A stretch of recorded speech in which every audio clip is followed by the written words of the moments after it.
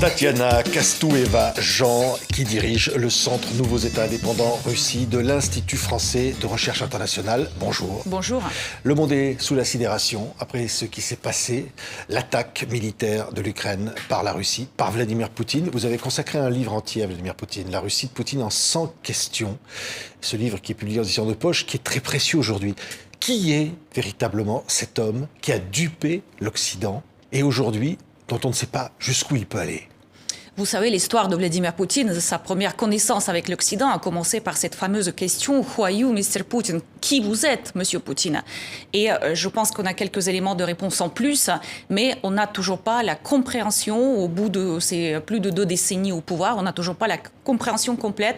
On ne le croyait pas, et moi je fais partie des gens qui ne croyaient pas qu'il était capable d'attaquer l'Ukraine. Je pensais qu'il s'agissait d'un homme rationnel, qui est capable de faire un coût-bénéfice, un calcul, et qui voyait qu'en fait, ce qui est en train de se passer, finalement, nuit aux intérêts de long terme de la Russie. Car l'Occident, évidemment, il sera plus soudé sur une base anti-russe. L'OTAN va réagir. Les pays qui sont neutres aujourd'hui vont probablement vouloir adhérer à l'OTAN. Et la situation, toutes les choses que Vladimir Poutine craignait vont se réaliser. C'est un peu la prophétie auto-réalisatrice qui risque de se passer. Mais alors, comment l'explique cet homme que vous connaissez bien, qui vient du KGB? À un moment donné, c'est quoi? Rien ne pourra l'arrêter? C'est une sorte de folie? Je pense qu'au bout de 20 ans au pouvoir, il s'inscrit dans une histoire longue de la Russie.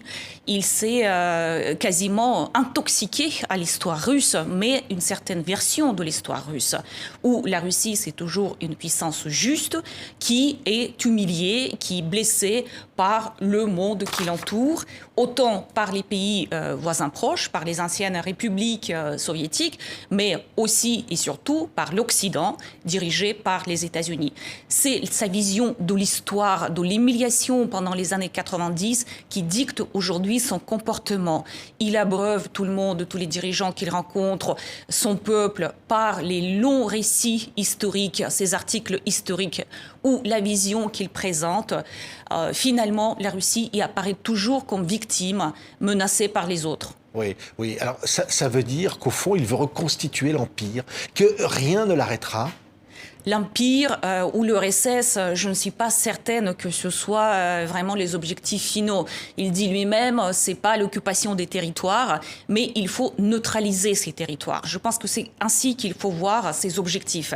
Neutraliser, éviter que ces pays qui l'entourent adhèrent à des alliances considérées comme hostiles, c'est ça son objectif premier. Et avec l'Ukraine, il va extrêmement loin. Donc, il procède par l'attaque, par la guerre contre l'Ukraine. Oui, oui, il ne reconnaît pas l'Ukraine. Il parle de nazification, il parle de génocide contre les Russes. En ce qui concerne la nazification, c'est le discours qui a été très fort en 2014 sur un coup d'État à Kiev où les nazis arrivent au pouvoir, etc.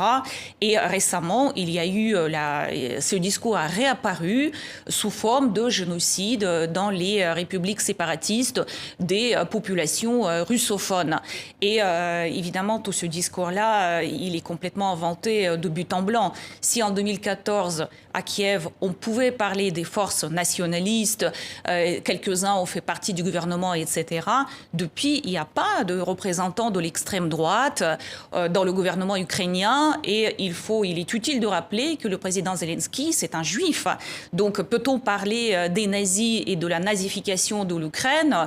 Et néanmoins, ce que je constate, c'est que le peuple russe, en partie, adhère à ce discours et en effet, parle du génocide et de la menace qui pesait sur les populations russophones. Oui, dans son intervention, la première d'Emmanuel Macron, il a parlé des mensonges de Vladimir Poutine, qui ne tient pas ses paroles. C'est lui, ça, vous reconnaissez Vladimir Poutine, c'est un joueur. Ces derniers temps, en effet, il y a eu beaucoup de revirements. Ce qu'il affirmait tout de suite après, c'était démenti. Et le président de la République en a fait les frais parce qu'il avait affirmé plusieurs choses. Macron en a fait les frais, oui. Absolument. Il avait affirmé plusieurs choses à la sortie de ses discussions avec Vladimir Poutine, en disant, par exemple, que Poutine lui a promis de retirer ses troupes de la Biélorussie, de ne pas attaquer l'Ukraine ou d'avoir accepté le sommet Poutine-Biden.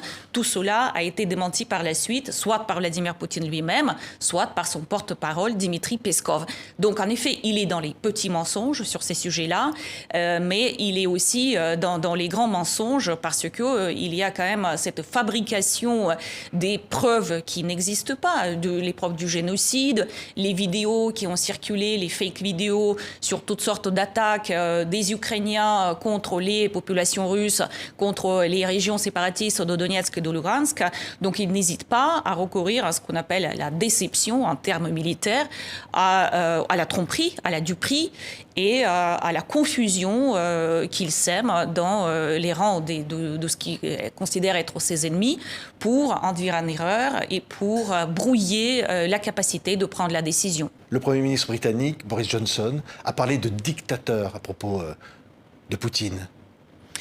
Jusqu'à présent, on parlait d'un leader autoritaire, de l'autocratie, etc., avec en effet quelques chercheurs, quelques experts qui parlaient plutôt de dictateur. Et Vladimir Poutine a commencé par nettoyer, entre guillemets, tout le champ politique intérieur russe. Il n'y a plus d'opposition en Russie. Et on peut difficilement s'exprimer une opinion différente sur les chaînes fédérales, même s'il y a encore quelques médias indépendants qui restent.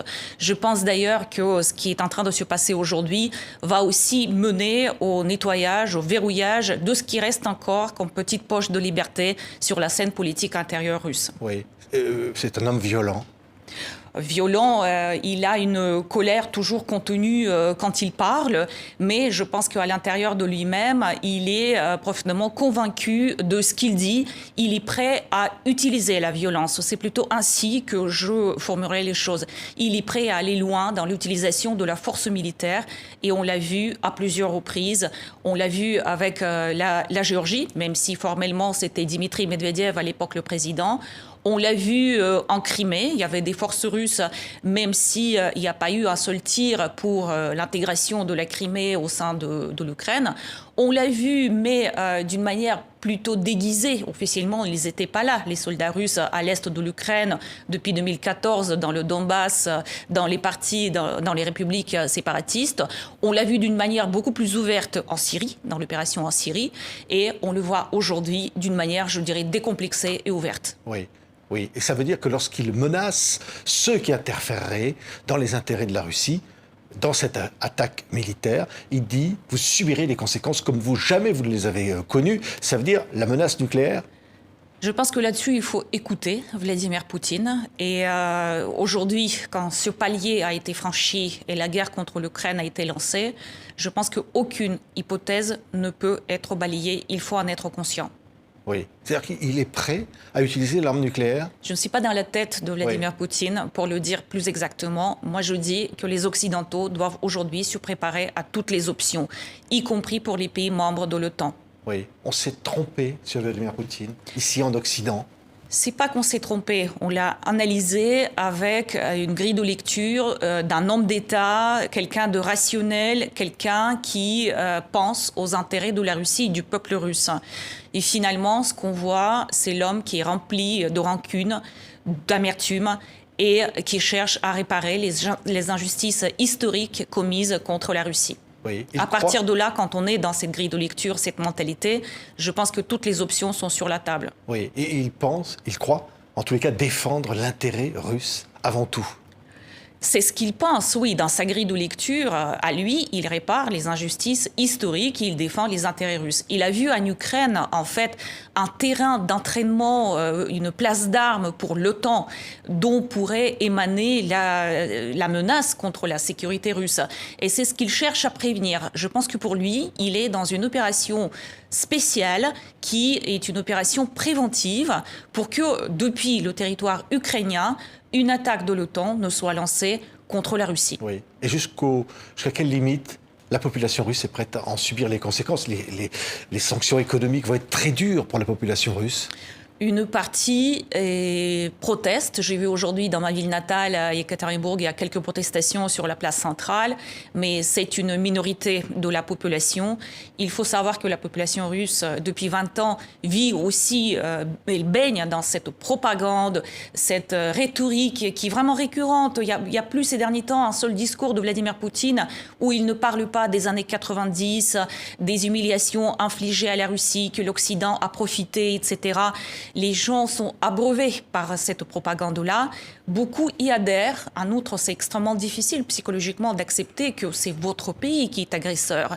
Donc, il y a un certain confort de la majorité d'adhérer au discours ambiant, de ne pas aller à l'encontre de ce qu'ils attendent de se déverser depuis les chaînes fédérales des télévisions. Merci beaucoup, Tatiana Kastoueva-Jean, d'avoir été notre invitée. Je rappelle La Russie de Poutine en 100 questions. C'est un livre absolument formidable pour tout comprendre sur, y compris, ce qui est en train de se passer, qui est historique en ce moment. Merci beaucoup, Tatiana. Merci.